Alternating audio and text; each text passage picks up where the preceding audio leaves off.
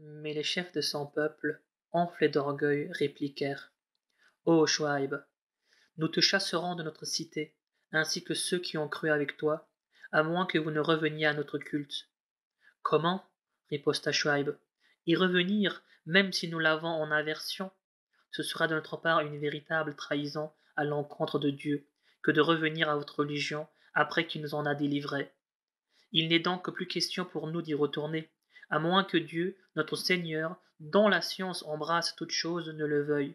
C'est en lui que nous mettons notre confiance. Seigneur, veuillez trancher, en toute équité, le différend qui nous oppose à notre peuple, car tu es le meilleur des juges.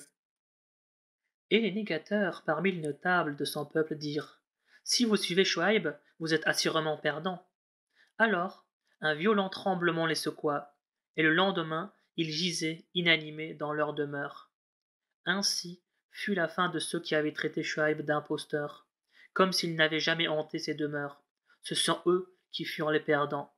Chouaïb s'éloigna alors d'eux en disant: Ô mon peuple, je vous ai transmis les messages de mon Seigneur, je vous ai prodigué les conseils les plus salutaires. Après tout, dois-je m'affliger sur le sort d'un peuple infidèle? C'est ainsi que nous n'avons jamais dépêché un prophète dans une cité sans accabler ses habitants de malheur et de calamités, afin de les inciter à reconnaître leurs péchés et à s'en repentir. Puis, nous substituons le bonheur à l'adversité, si bien que, se sentant en pleine prospérité, ces gens-là finissaient par dire: Après tout, nos pères ont déjà connu aussi bien le bonheur que le malheur. C'est alors que nous les saisissions à l'improviste, au moment où ils s'y attendaient le moins. Et si les habitants de ces cités avaient cru et avaient craint Dieu, nous aurions, à coup sûr, répandu sur eux des bénédictions du ciel et de la terre. Mais ils ont crié au mensonge. Aussi, les avons-nous sanctionnés en raison de leurs péchés. Ces gens-là, étaient-ils sûrs que notre châtiment ne viendrait pas les frapper de nuit en plein sommeil, ou que nos supplices ne s'abattraient pas sur eux en plein jour, au milieu de leurs divertissements et de leurs plaisirs? Se sentaient-ils à l'abri des ripostes divines? Or, seuls les perdants croient échapper à la rigueur du Seigneur. N'a-t-il pas montré à ceux qui ont hérité de la terre après ses anciens occupants que si nous le voulions, nous les punirions pour leurs crimes, et scellerions leur cœur au point qu'ils n'entendraient plus rien? Telles sont les cités dont nous te relatons quelques-unes des histoires. Des prophètes leur furent envoyés avec des preuves, mais leurs habitants n'étaient pas prêts à croire à ce qu'ils avaient auparavant renié. C'est ainsi que Dieu scelle à jamais le cœur des infidèles. Nous n'avons trouvé, chez la plupart d'entre eux, aucune trace de fidélité à leurs engagements. Nous avons, en revanche, constaté que la plupart d'entre eux étaient pervers. Après ces prophètes, nous avons envoyé Moïse avec nos signes à Pharaon et aux dignitaires de son peuple qui ont commis l'injustice de les renier. Considère donc quelle fut la fin des corrupteurs. Ô Pharaon, dit Moïse, je suis un messager du Seigneur de l'univers. Il est de mon devoir de ne dire sur Dieu que la vérité. Je vous apporte une preuve évidente de votre Seigneur. Laisse donc partir avec moi les fils d'Israël. Tu prétends apporter une preuve, dit Pharaon. Produis-la donc si tu es sincère. Moïse jeta alors son bâton, et aussitôt celui-ci se mua en véritable serpent. Puis il étendit la main, et elle apparut toute blanche aux spectateurs. Ne voilà-t-il pas, s'écria l'entourage de Pharaon, un magicien fort habile? Il veut vous chasser de votre terre. Qu'ordonnez-vous donc de faire? Fais-le attendre, lui et son frère, et envoie dans toutes les villes des émissaires, pour t'amener tout homme versé dans la magie. Réunis chez Pharaon, les magiciens lui dirent: Nous aurons certainement une récompense si nous sommes les vainqueurs. Bien sûr, dit Pharaon, mieux encore, vous siégerez parmi les membres de ma cour. Les magiciens dirent alors à Moïse: Veux-tu commencer, ou est-ce nous qui commençons? Commencez, répondit Moïse. Et aussitôt qu'ils eurent jeté leur sort, ils fascinèrent la foule, lui inspirèrent une grande frayeur, et déployèrent une magie extraordinaire. Nous inspirâmes alors à Moïse de jeter son bâton, qui, aussitôt, se mit à engloutir ce que les magiciens avaient inventé. Et c'est ainsi que la vérité éclata, mettant en échec toutes leurs manœuvres. Vaincus et humiliés, les magiciens se prosternèrent face contre terre, en disant: Nous croyons au Maître de l'univers, au Dieu de Moïse et d'Aaron. Comment osez-vous, s'écria Pharaon, vous convertir à son culte sans que je vous y autorise? C'est là un complot que vous avez ourdi dans la cité pour en chasser les habitants. Vous allez voir, je vous ferai couper une main d'un côté et un pied de l'autre, avant de vous faire tous crucifier. Qu'importe, répondirent-ils, puisque c'est à notre Seigneur que se fera notre tour. Au fond, qu'as-tu à nous reprocher, sinon d'avoir ajouté foi au signe de notre Seigneur quand il se sent manifesté à nous?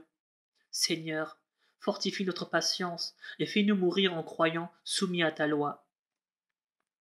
Alors, les dignitaires du royaume de Pharaon s'écrièrent: Vas-tu laisser Moïse et son peuple semer le désordre dans le pays et entraîner ta déchéance et celle de tes divinités? Nous mettrons à mort, répondit Pharaon, leurs fils et conserverons la vie de leurs filles. De toute façon, nous les tenons à notre merci. Demandez l'assistance de Dieu, dit Moïse à son peuple, et soyez patients. La terre est à Dieu, il la donne en héritage à qui il veut parmi ses serviteurs, et l'heureuse fin est à ceux qui le craignent. Nous avons été maltraités, lui dirent-ils, avant ton arrivée, et nous le sommes encore. Peut-être votre Seigneur fera-t-il périr votre ennemi, reprit Moïse, et fera-t-il de vous ses héritiers sur la terre pour voir comment vous vous y comporterez. Nous infligâmes alors au peuple de Pharaon des années de sécheresse et de mauvaises récoltes à titre d'avertissement. Un bienfait leur arrivait-il, ils disaient, cela nous est dû. Mais quand un malheur les frappait, ils qualifiaient Moïse et ses compagnons d'oiseaux de mauvais augure, alors que leur sort dépendait uniquement de leur Seigneur. Mais la plupart d'entre eux ne s'en doutaient guère. Ils disaient à Moïse, quel que soit le signe que tu nous apportes, pour nous fasciner, nous ne serons jamais disposés à te croire. C'est alors que nous envoyâmes contre eux le déluge, les sauterelles, la vermine, les grenouilles et le sang en autant d'avertissements distincts. Mais ils s'obstinèrent dans leur orgueil, car c'était un peuple criminel. À chaque fois que le châtiment tombait sur eux, ils disaient « Ô Moïse, invoque ton Seigneur en notre faveur, suivant l'alliance qu'il a conclue avec toi. Si tu écartes de nous ce malheur, nous croirons en toi et nous laisserons partir avec toi les fils d'Israël. » Mais une fois que nous les eûmes arrachés à leur détresse pour le temps que nous avions fixé, ils trahirent leur serment. Nous sévîmes alors contre eux en les engloutissant dans la mer, pour avoir douté de nos signes et les avoir méconnus. Et nous donnâmes en héritage au peuple, naguère opprimé, les contrées orientales et occidentales que nous avions bénies. C'est ainsi que se trouva réalisée la belle promesse de ton Seigneur aux fils d'Israël, en récompense de leur constance. Nous détruisîmes tous les ouvrages que Pharaon et son peuple avaient édifiés ou érigés. Nous fîmes traverser la mer aux fils d'Israël, et ils rencontrèrent un peuple qui vouait un culte assidu à ses idoles. Ils lui dirent alors, Ô Moïse, fais-nous un Dieu semblable au leur. Bande d'insensés que vous êtes, leur répondit Moïse. Le culte que professent ces gens-là les conduit à la ruine, et tout ce qu'ils font est nul et sans valeur. Et il ajouta, dois-je choisir pour vous une autre divinité que Dieu, qui vous a préféré à tous les peuples de la terre? Souvenez-vous, lorsque nous vous avons délivré des gens de Pharaon, qui vous infligeaient les pires châtiments, tuant vos fils et épargnant vos filles. Ce fut là une terrible épreuve de la part de votre Seigneur. Nous fixâmes à Moïse un rendez-vous pour 30 nuits, que nous complétâmes par 10 autres, en sorte que son entretien avec Dieu devait durer 40 nuits. Moïse dit alors à son frère Aaron, remplace-moi auprès de mon peuple, agis avec justice et ne suis pas le chemin des pervers. Lorsque Moïse vint à notre rencontre et que son Seigneur lui eut adressé la parole, il dit, Seigneur, montre-toi à moi pour que je te voie. Non, tu ne me verras pas, répliqua le Seigneur, mais regarde plutôt la montagne. Si elle reste immobile à sa place, tu pourras alors me voir. Et lorsque son Seigneur se manifesta à la montagne, il la réduisit en poussière, et Moïse tomba foudroyé. Revenez à lui, il s'écria, gloire à toi, je reviens à toi plein de repentir, je suis le premier des croyants. Ô Moïse, dit le Seigneur, je t'ai élu d'entre les hommes pour te confier mon message et t'adresser ma parole. Prends ce que je te donne et sois-en reconnaissant. Nous avons inscrit pour lui sur les tables une règle morale à observer en toutes circonstances, ainsi qu'un clair exposé de toutes choses, et lui avons dit: observe-les avec fermeté, et ordonne à ton peuple de se conformer à ce qu'ils contiennent de meilleur. Je vous ferai bientôt voir la demeure des pervers. Je priverai de mes signes ceux qui affichent sans raison leur orgueil sur terre, qui refusent de croire à tout signe qu'ils voient, et qui, apercevant la voie de la droiture, s'en écartent obstinément. Mais, voyant celle de l'égarement, ils s'y engagent résolument. Il en est ainsi parce qu'ils ont traité nos signes de mensonges, et qu'ils s'y sont montrés indifférents. Ainsi, seront vaines les œuvres de ceux qui auront renié nos signes et la vie future. Méritent-ils d'être rétribués autrement que selon leurs œuvres? Pendant l'absence de Moïse, son peuple avait façonné avec leur parure le corps d'un veau, doué de mugissements. Ne s'était-il pas rendu compte que ce veau ne pouvait ni leur parler, ni leur être utile en quoi que ce soit? Tout jurait-il qu'ils le prirent pour divinité, faisant ainsi preuve d'iniquité. Puis, complètement déçus, ils reconnurent leurs erreurs et s'écrièrent: si notre Seigneur ne nous fait pas miséricorde et ne nous pardonne pas, nous serons très certainement du nombre des perdants.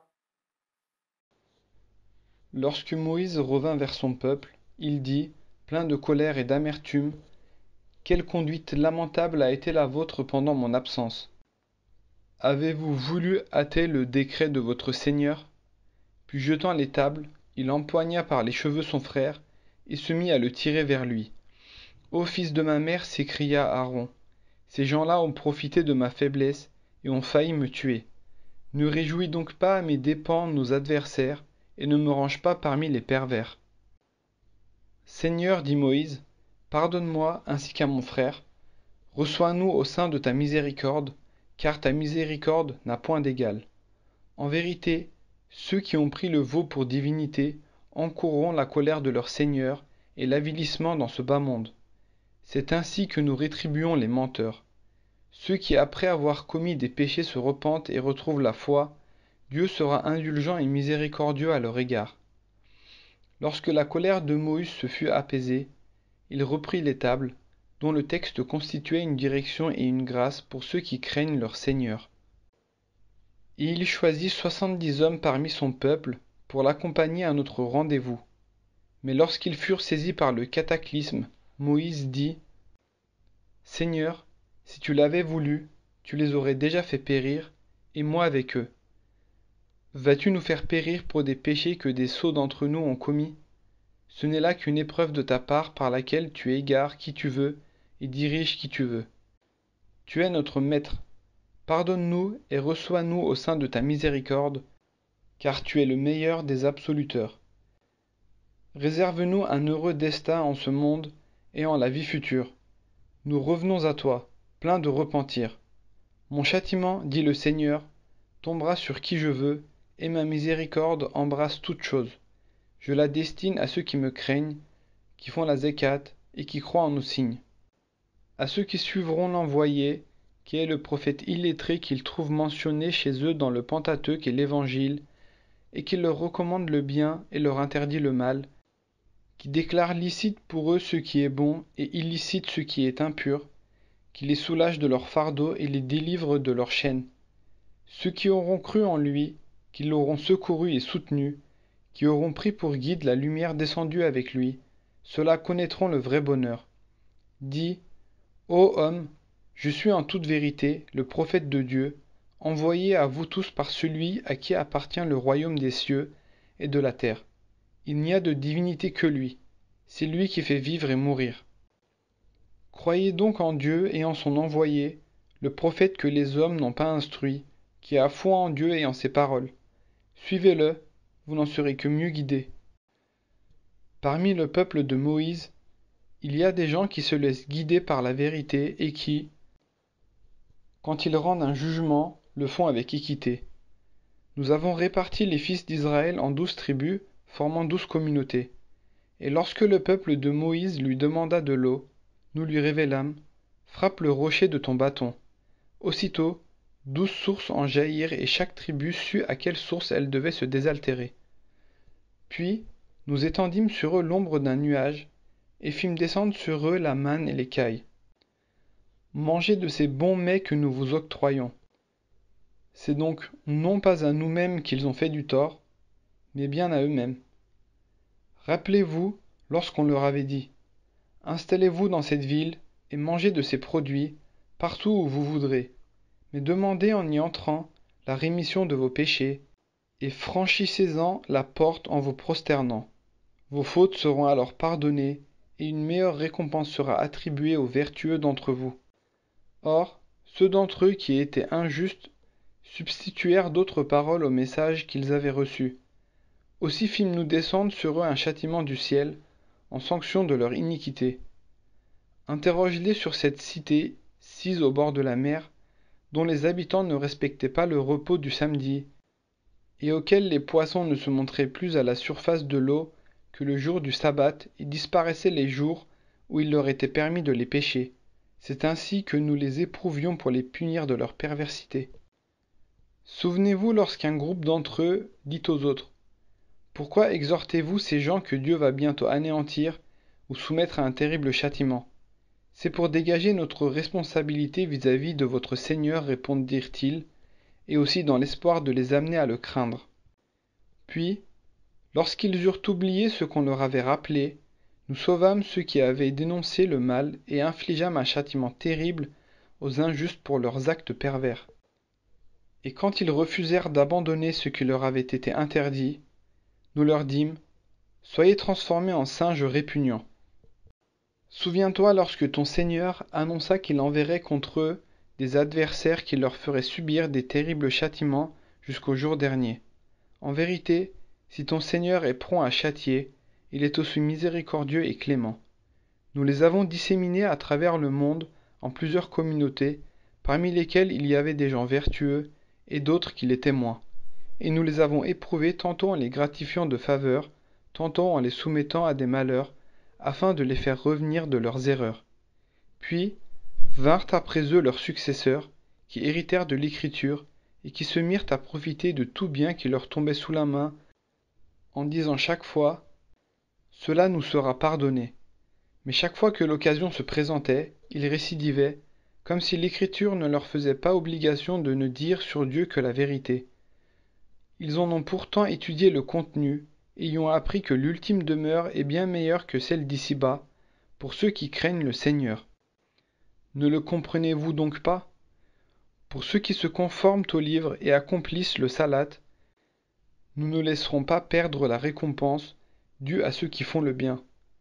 Souvenez-vous lorsque nous élevâmes la montagne comme une ombrelle au-dessus de leur tête, au point qu'ils crurent qu'elle allait s'écrouler sur eux. Recevez avec résolution ces enseignements que nous vous donnons, leur dîmes-nous. Méditez-en le contenu. Peut-être deviendrez-vous ainsi des gens pieux. Et lorsque ton Seigneur tira des lombes des fils d'Adam, leurs descendants, et les fit témoigner contre eux-mêmes en leur demandant, « Ne suis-je pas votre Seigneur ?» Et ils répondirent, « Oui, nous en témoignons. » Et ce, afin que vous ne puissiez plus dire le jour de la résurrection, « Nous avons été pris au dépourvu. » Ou que vous ne disiez, « Ce sont nos ancêtres qui, les premiers, donnaient des associés à Dieu, et nous, en tant que leurs descendants, nous n'avons fait qu'hériter leur culte. » Vas-tu nous châtier pour ce que faisaient ces négateurs? C'est ainsi que nous exposons en détail nos signes, peut-être reviendront-ils de leurs erreurs. Raconte-leur l'histoire de celui à qui nous avions communiqué nos signes, mais qui s'en est volontairement écarté et qui, marchant dans le sillage du démon, alla grossir le rang des égarés. Et si nous avions voulu, nous l'aurions sauvé, grâce à nos signes. Mais il avait opté pour la vie matérielle de ce monde, et obéit à ses instincts, donnant ainsi l'exemple du chien qui ne cesse de halter, qu'on le traque ou qu'on le laisse en paix. Telle est l'image de ceux qui traitent nos signes de mensonges. Raconte-leur ces récits. Peut-être les feront-ils réfléchir. Quelle détestable image que celle qu'offrent ceux qui nient nos signes et qui, en réalité, ne font du tort qu'à eux-mêmes. Seul est dans la bonne voie celui que Dieu guide. Quant à ceux qui l'égarent, ce sont ceux-là les perdants. Nous avons destiné à l'enfer un grand nombre de djinns et d'hommes qui ont des cœurs pour ne pas comprendre, des yeux pour ne pas voir et des oreilles pour ne pas entendre. Comparés à des bestiaux, ils sont plus égarés encore. Tels sont ceux qui vivent dans l'insouciance. C'est à Dieu qu'appartiennent les plus beaux noms. Servez-vous de ces noms quand vous l'invoquez. Éloignez-vous de ceux qui les profanent et qui seront rétribués selon leurs actes. Il y a cependant parmi ceux que nous avons créés une communauté dont les membres s'attachent à la vérité et jugent avec équité. Quant à ceux qui traitent nos signes de mensonges, nous les conduirons insensiblement vers leur perte sans qu'ils s'en rendent compte. Et je leur accorderai un délai, car mes ripostes sont infaillibles. Ne comprennent-ils pas enfin que leur compagnon n'est point un possédé, mais qu'il est seulement un avertisseur explicite?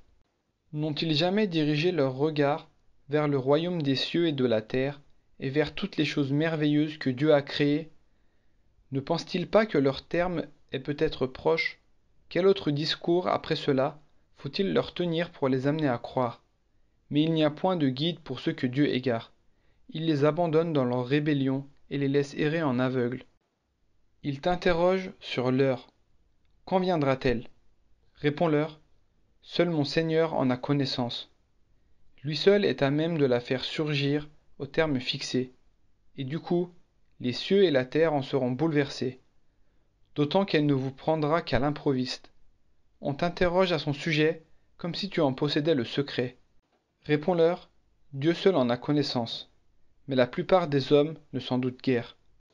Dis, je ne détiens aucun pouvoir de me faire du bien ou du mal, sinon ce que Dieu veut. Si j'avais accès à l'insondable, j'aurais des biens en abondance, et aucun mal ne saurait m'atteindre. Je ne suis qu'un avertisseur et un annonciateur pour les gens qui croient. Celui qui vous a créé d'un seul être, dont il a tiré son épouse afin qu'il pût trouver sa sérénité auprès d'elle. Après que l'homme eut cohabité avec sa femme, celle-ci conçut et sentit un léger fardeau qui ne lui causait aucune gêne.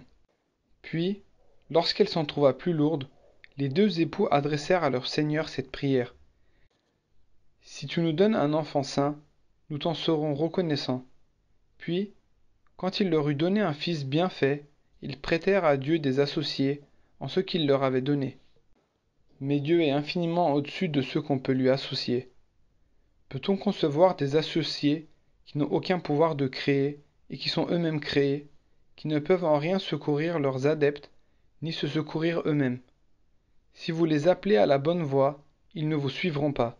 D'ailleurs, le résultat pour vous est le même, que vous les appeliez ou que vous gardiez le silence. Tous ceux que vous invoquez en dehors de Dieu ne sont que de simples créatures comme vous. Priez-les et voyez s'ils vous exaucent, si vous croyez réellement en eux. Ces associés ont-ils des pieds pour marcher, des mains pour appréhender, des yeux pour observer, des oreilles pour entendre? Dis-leur, faites appel à vos associés et usez contre moi de vos perfidies sans m'accorder aucun répit.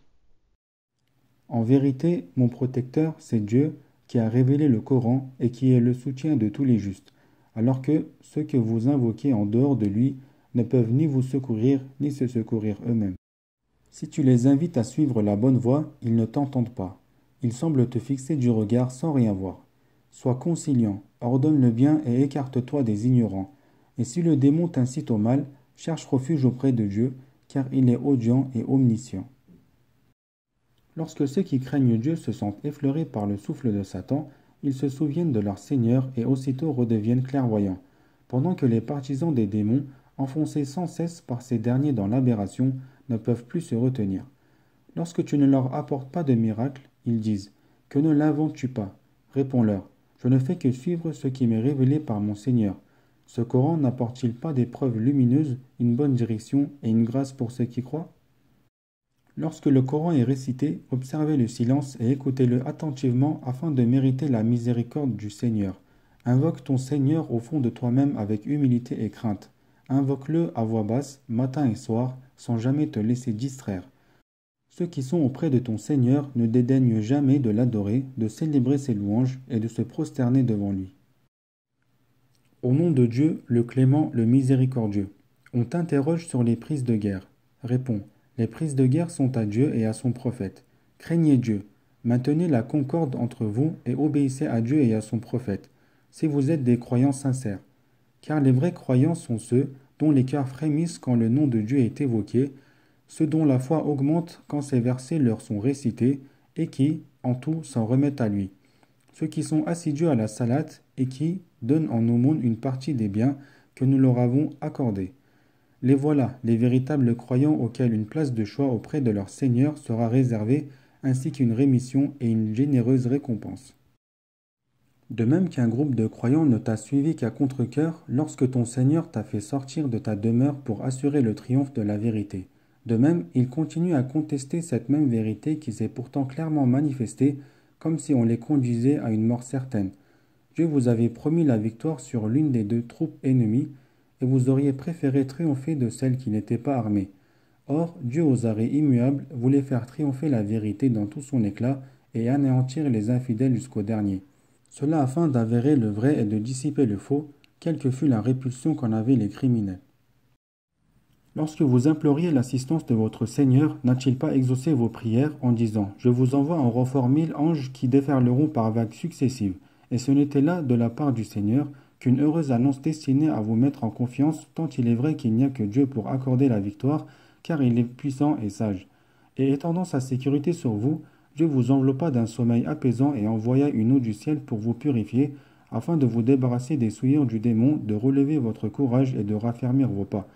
Puis il révéla aux anges « Je suis avec vous, rassurez les croyants, je me charge de jeter l'épouvante dans le cœur des infidèles. Frappez-les à la nuque, frappez-les sur les doigts. » Et il en fut ainsi, parce qu'ils se sont insurgés contre Dieu et son prophète. Quiconque s'insurge contre Dieu et son prophète doit savoir que Dieu est terrible dans son châtiment. Tel est, impie, votre supplice. Goûtez-le en étant assuré que c'est le supplice du feu qui est réservé aux infidèles. Et vous qui croyez, quand une armée ennemie marche contre vous, ne lui tournez pas le dos. Quiconque ce jour-là tournera le dos à l'ennemi, à moins que ce ne soit par tactique de combat ou pour rallier un autre groupe, s'exposera à la colère de Dieu et sera voué à la géhenne qui constituera pour lui la pire des demeures. Ce n'est pas vous qui les avez tués, c'est Dieu qui les a tués. Ce n'est pas toi, prophète, qui les a déstabilisés par ton geste, c'est Dieu qui l'a fait. Il voulait ainsi donner aux croyants cette belle marque de sa sollicitude. Il est audient et omniscient. Voilà ce que Dieu a fait pour vous. Dieu fera toujours échouer la perfidie des infidèles. Si vous cherchiez la victoire, impie, vous voilà servi. Cessez donc toute hostilité, cela vaudra mieux pour vous. Mais si vous reprenez la lutte, nous la reprendrons, et votre armée, quel qu'en soit le nombre, ne vous sera d'aucune utilité, car Dieu est avec les croyants. Ô vous qui croyez, obéissez à Dieu et à son prophète. Ne vous détournez pas de lui quand vous l'entendez vous interpeller. Ne faites pas comme ceux qui disent « nous avons entendu », alors qu'ils n'ont même pas écouté. Les plus viles des bêtes au regard de Dieu sont celles qui sont sourdes et muettes et qui sont incapables de raisonner.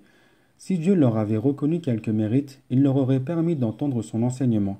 Mais, même s'il leur avait permis de l'entendre, ils s'en seraient encore détournés et s'en seraient sûrement éloignés. Ô vous qui croyez, répondez à l'appel de Dieu et du prophète lorsque celui-ci vous convie à ce qui peut assurer votre salut.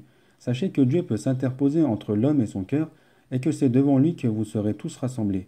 Redoutez une épreuve qui n'atteindra pas uniquement ceux d'entre vous qui sont injustes. Sachez que Dieu est implacable quand il sévit. Rappelez-vous lorsque vous n'étiez qu'une poignée d'opprimés dans la contrée, craignant à tout moment d'être capturés par vos adversaires. Dieu vous a alors donné un refuge, vous a prêté assistance et vous a pourvu de bonnes choses, afin que vous lui en témoigniez votre reconnaissance. Ô vous qui croyez, ne trahissez pas Dieu et le prophète, car ce serait trahir sciemment la confiance placée en vous. Sachez que vos richesses et vos enfants ne sont qu'une épreuve pour vous, et qu'auprès de Dieu il y a de magnifiques récompenses. Ô vous qui croyez, si vous craignez Dieu, il vous accordera la faculté de discerner entre le bien et le mal, absoudra vos péchés et vous recevra en sa grâce, car il est le détenteur de la grâce infinie. Rappelle-toi, prophète, le temps où les infidèles tramaient des complots contre toi pour t'emprisonner, te tuer ou te bannir. Ainsi complotaient-ils, mais Dieu déjoua tous leurs complots, car Dieu maîtrise tous les stratagèmes.